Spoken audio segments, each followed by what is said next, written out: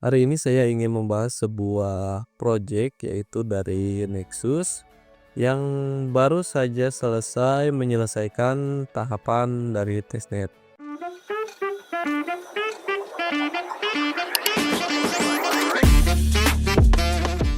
Nah, beberapa hari yang lalu tahapan testnet dari Nexus ini baru saja dibuka dari tanggal 9 hingga tanggal 13 dan mungkin akan segera meluncurkan tahapan mainnet.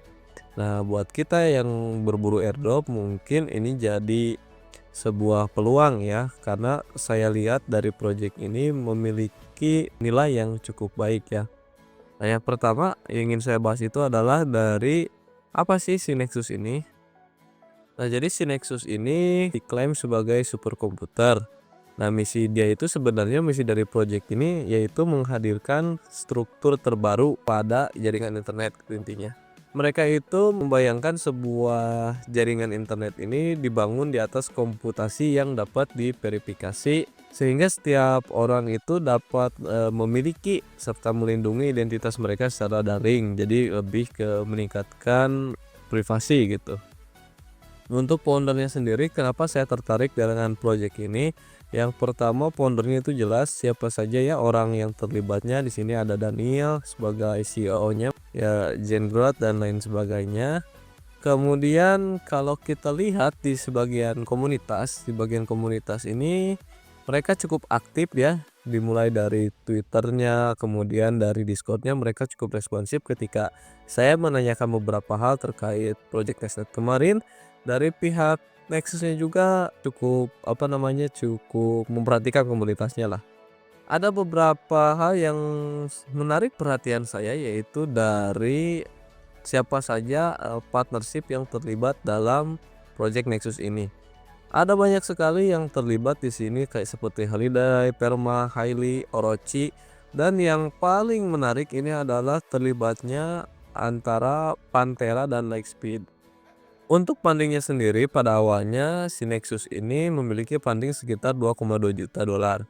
Nah, dengan berkembangnya teknologi yang mereka kembangkan, funding mereka meningkat menjadi 25 juta dolar. Kita lihat di bagian berita ini juga. Jadi project ini pertama kali itu mendapat pendanaan 2 juta dolar dari Dragonfly pada akhir 2022. Nah, sekarang ketika memasuki 2024 akhir ini pendanaannya sudah meningkat menjadi 25 juta dolar.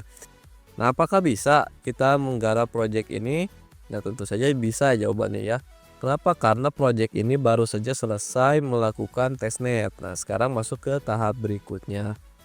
Cara menggarap airdrop ini sebenarnya mudah. Ada dua cara. Yang pertama itu kalau kita lihat di sini di overview ada dua cara ya kita sebagai kontribusi, yaitu yang pertama menggunakan klik dan yang kedua via web. Nah, untuk via web sendiri kemarin sudah dicoba. Nah, di sini situsnya di beta Nexus. Nah, situsnya sendiri seperti ini tampilannya. Jadi nanti ketika kita akan menggarap kita cukup buka situsnya ini kemudian klik connect. Nah, di bagian menu ini nanti di bagian menu profile ini kan di sini di bagian profile. Nah, tinggal masukkan saja email kita.